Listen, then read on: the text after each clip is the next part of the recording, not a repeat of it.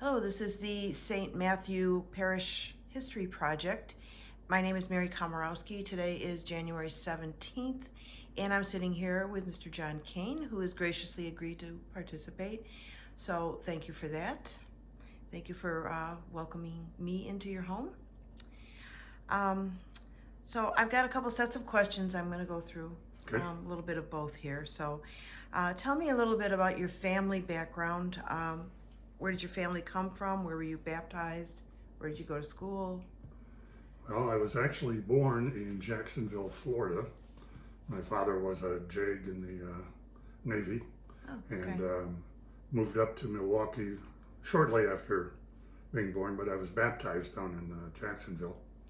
Um, Lived in Shorewood, Wisconsin, just north of Milwaukee. Went to St. Robert's School, Marquette University High School, the college, now University of St. Thomas in St. Paul, and ultimately graduated from Marquette University in 1969. So, and your cup tells you that. um, and that year, in my in May of '69, I got notified that they wanted to interview me at St. Matthew's for a teaching position. So I headed down there, and after class one day, having lived on the North Shore of Milwaukee, the farthest south I had ever driven was Don Bosco High School on Okay. Wind Lake. And now all of a sudden I'm going to someplace called Oak Creek. And I had no idea where it was. This was before Google Maps or anything. Mm-hmm. So I got on 32 and headed south and stopped at about every school thinking that was it. And finally arrived to my interview an hour late. Oh, And I no. actually thought at one time, well, I should just turn around because who's going to hire somebody who shows up an hour late for an interview? But anyways, Sister Julie's, the principal, met me at the door, and I said, "I'm John Keane, and I'm late." And she said, "And I bet you were lost." And I was, and we got along fine, and ended up signing a contract the next month. So um, that's how I started, and that's how I got to be a teacher at St. Matt's. Cool. Um, Now you've been a parish member as well as on staff. Um, I think we officially became parish members when my late wife and I moved to Franklin. We used to live on the northwest side of Milwaukee, and then we moved down to Franklin, and then so that would be in about 75 or so. We became parish members, and Oh, Joyce and I continued being parish members. So what kinds of things have you been involved with at the parish aside from your role on staff? uh, I'd like to say that I'm not sure how much I have been involved in the parish. I was on the Board of Education for a number of years. Um, my involvement has almost always been the school. That was my involvement. But St. Matt's has played a big role in forming. My kids went to school there and everything, so it's been a big important factor in my family life. Were there any memorable events in the life of the church in your early years here, like sacramental moments, social events, things like that? Well, when I first came to St. Matt's, of course, the church was totally different. Still had the communion rail up, I believe, if I remember correctly. So that was a big thing when the communion rail was taken down, and the altar was turned around. Even though it looked like a gymnasium, but so I would say the big change. And then, of course, when they restructured the church, I think they did a great job when they did that, and made it a little more like a church rather than what do we sometimes call it? The bowling alley. That was a long walk down that main aisle at St. Matt's. Nice for brides, but maybe not for anybody else. Yeah. So, and I was married there. My late wife and I were married at St. Matt's. So, but probably the way the church has been constructed, the changes, I think it's really good. And of course, the gathering space being added, very important. Okay. So we talked a little bit about the church buildings. Have you noticed other changes in the parish and the church buildings throughout the Other years? than the church? Other than the configuration of the church? Yeah, well, I'd say the old hall. Nowadays, people don't know what I'm talking about, but us oldies do. The old hall was located on the northeast corner of the parking lot, and it was used by the school as its gymnasium and as its dance hall. And I know the adults in the parish used it, I believe, for dart ball and square dancing, I believe, too, at one time. Really? So Okay. the old hall was really. It's funny. Some of the intramural sports we played had to be modified because we played it because we had to play them in a small room like the old hall was. But it all worked out, and in fact, I have a brick from the old hall downstairs that Jeannie McDonald gave me when I retired. She said, "Here's something to remember St. Matthew's by." So I have a brick of the old hall.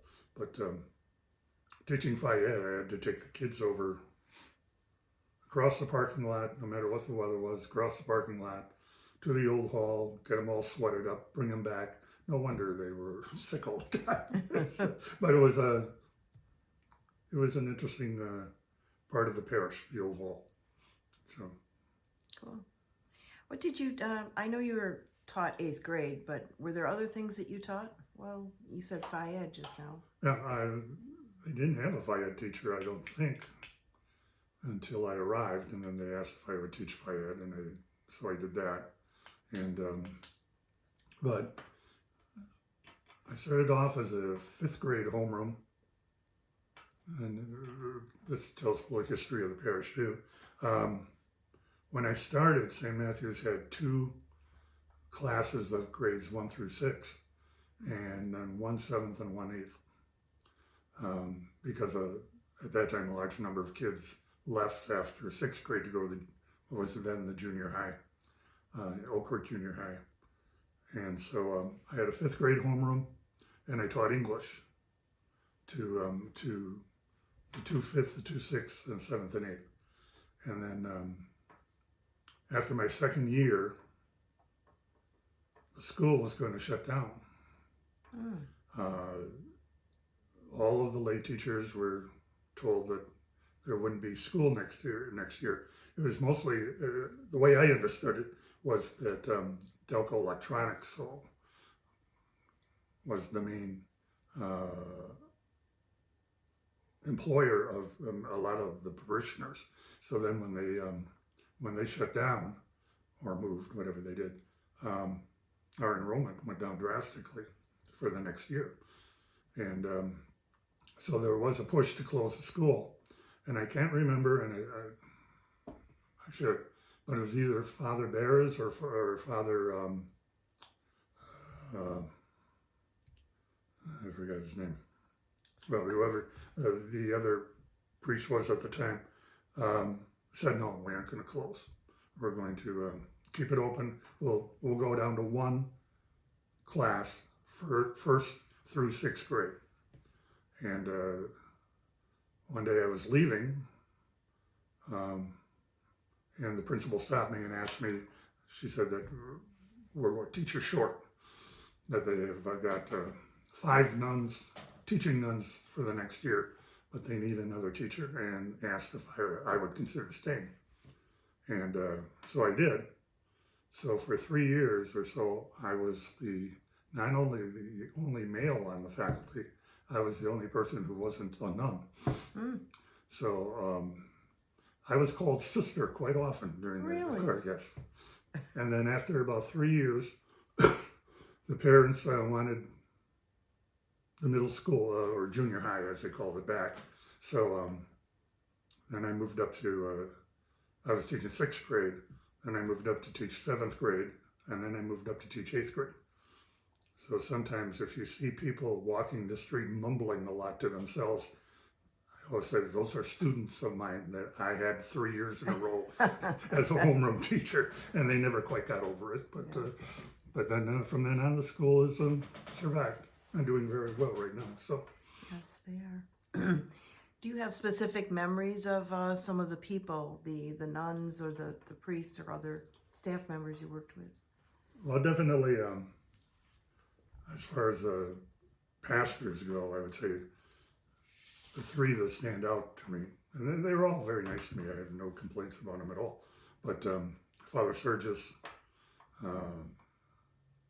certainly Father,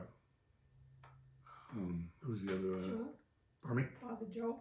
Father Joe, who's just kind man, just wonderful man. And I think Father Pat has done a phenomenal job getting us through the COVID and everything. I think he's pushed the parish ahead a great deal.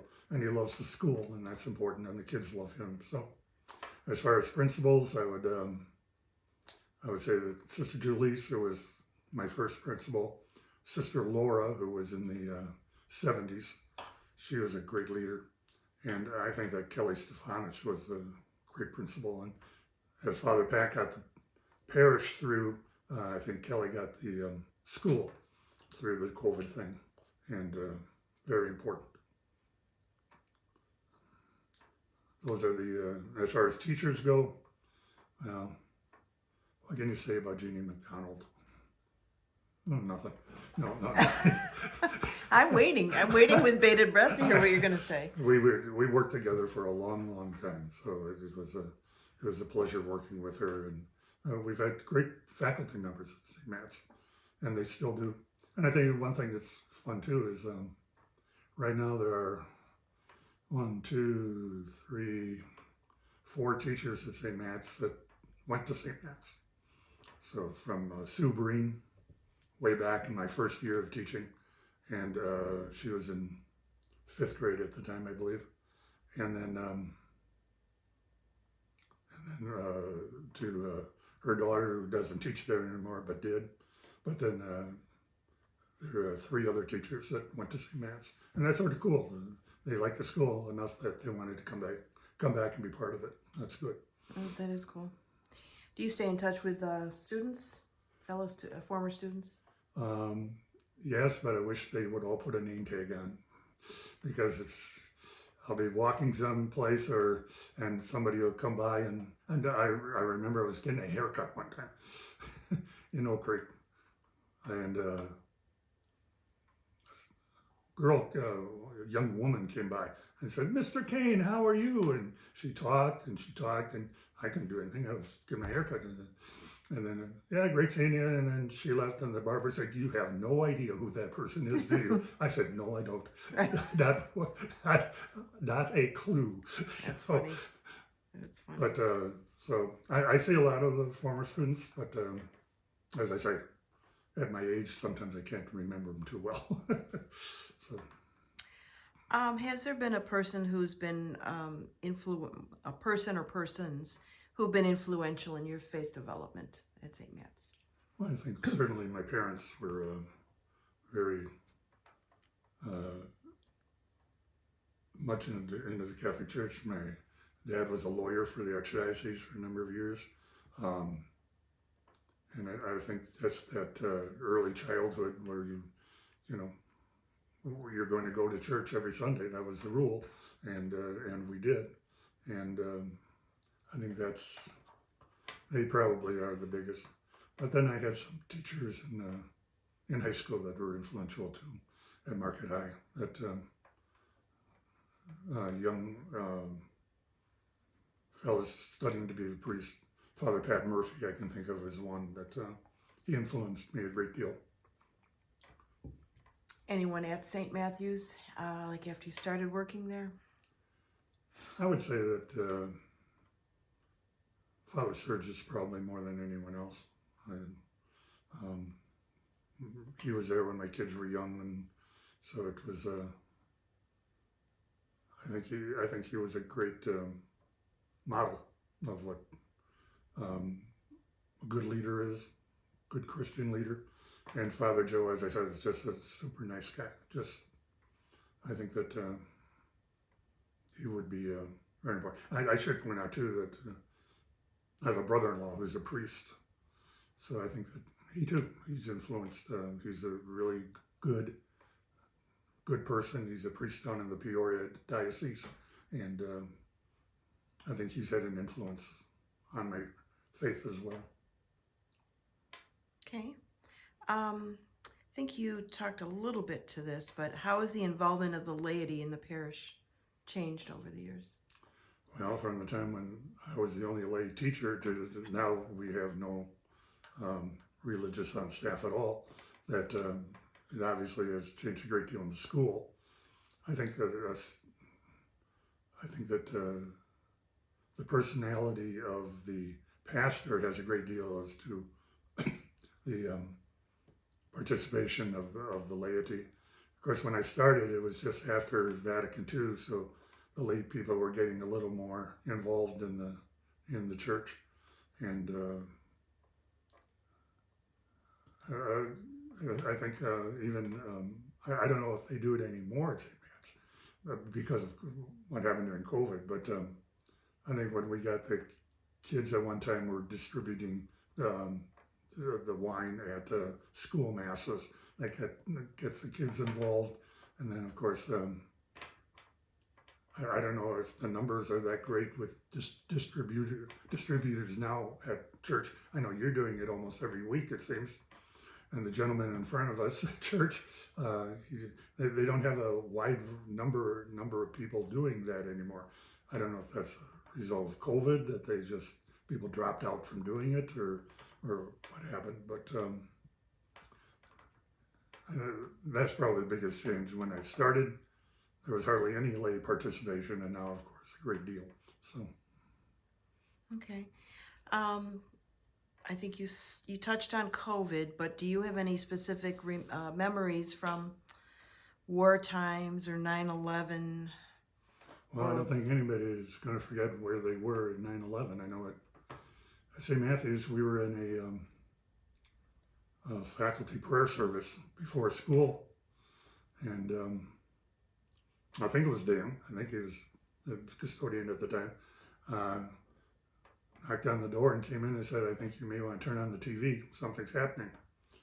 And so we did that and saw it. And quickly put together a prayer service that afternoon before the kids left for home. And I don't think a day no one will ever forget. COVID, of course, had a great effect. I was just telling somebody the other day that I'm so glad I retired before COVID hit, because I don't know if I could have taught that way with a mask on. Certainly Zoom would have been difficult, but then with the mask on and not being able to see the kids' faces and seeing how they were reacting to things, I mean, I'd tell a joke and I wouldn't know if they laughed or not. So I didn't know who to give a demerit to if they didn't laugh. So it's I don't think that I could have handled it during COVID. Just a great hurrah to those teachers that did. Okay. What were some of your greatest challenges in your role at St. Matt's? Well, when people find out I was a teacher, and they ask what I taught, and I said middle school, the look on their face is usually a shock. Who would want to teach that level of age group? But it was a challenge, because middle school is a time of great change for kids, and I enjoyed every minute of it. The kids were good. So, and then technology changed so much from the time I started at St. Matt's.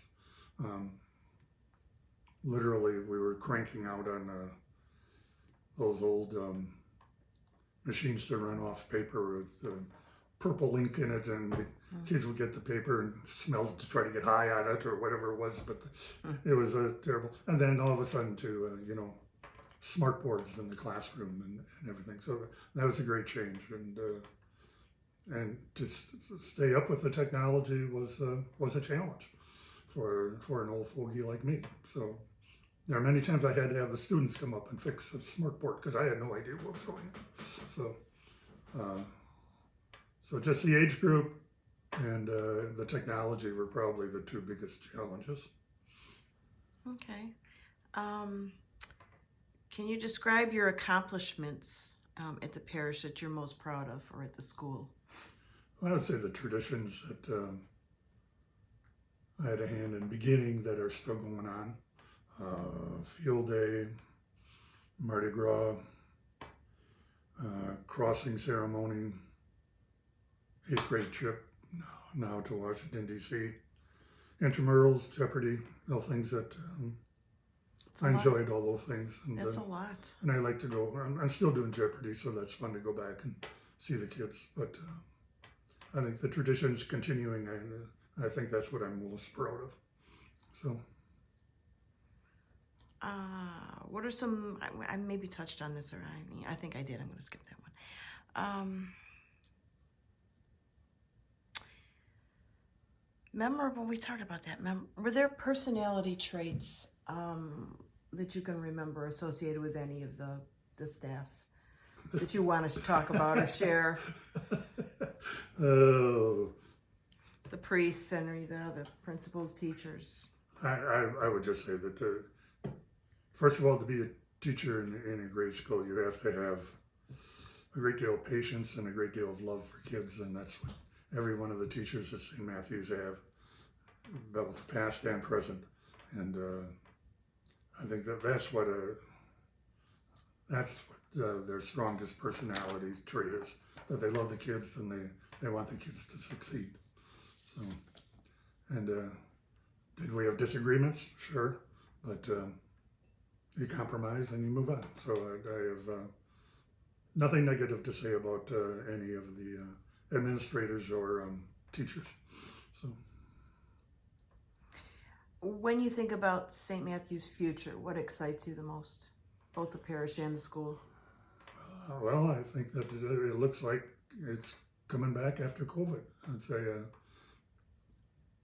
I think we sometimes, Joyce and I would be at church, and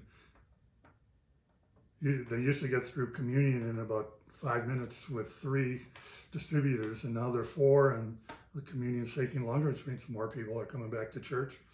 And of course, the school, because of strong leadership and staying open when the public schools were closed, we were able to pick up some students from the public school because they wanted their kids to go in person. And I think the biggest thing is that none of those kids left. They're all still there. And that shows that the parents learned about our school, and I think the school is on its way to getting even stronger. So that's my hope. COVID did not kill the school, and obviously did not kill the church. So I'm very happy about that. What advice do you have for school parents? I'm just making these up as I go here. Well, certainly, I would say tip the teachers. No, it's probably not proper. I would just say, I know in the 45 years I taught there, I can think of only a handful of problems I ever had with a parent. And the parents support the school, support the teachers. They expect, and they see to it that their kids are prepared for class, making sure they do their homework, whatever. That I think that's all very important. And when the parent shows support for the school, then the kids like the school as well. So that's what I would say. Just support the teachers and be good role models for their children. Okay. Are there things that I did not ask that I should have asked? Well, I think I have to touch on something that is when we think of a parish as a community, um, that was never so true than when my late wife was diagnosed with cancer. And she was diagnosed in January and she died in May. And the support that the St. Matthew's community gave to me and my family was phenomenal. They just, Chris Eberhardt, who is no longer with us, but she was a nurse, and when I would bring Carol home for a weekend at home, she would always be there on that Friday to get her all settled in, and she'd drop by every day to make sure that she was doing okay, and that I think making sure I was doing okay, and just great support. And then they put together a meal program for the family, and if I remember, I hate to miss somebody, but I think it was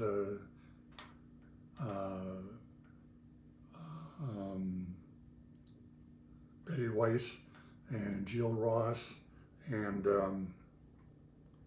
let's see, they had somebody else down. Yeah, those were the two that I remember, but they helped organize it, and people would drop off a meal in the evening, or even bring it to school, and I would take it home and fix it. And boy, that got us through. And my wife was ill and in the hospice, or even all through the summer, they did it. And then, of course, great help. In fact, first time I ever had Joyce's lasagna was that she sent it over as part of the meal program one time. So, but the support that the parish gave, and I had to take a lot of time off, and they understood, and it was something I'd never forget and always be appreciative of. Okay. That it? Anything else that I missed? Since I never looked at this after you asked, no, I think that's what I mostly have down. Joyce, anything?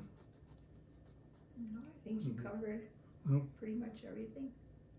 So I guess just in closing, St. Matthew's has been part of my life for now 52 years, and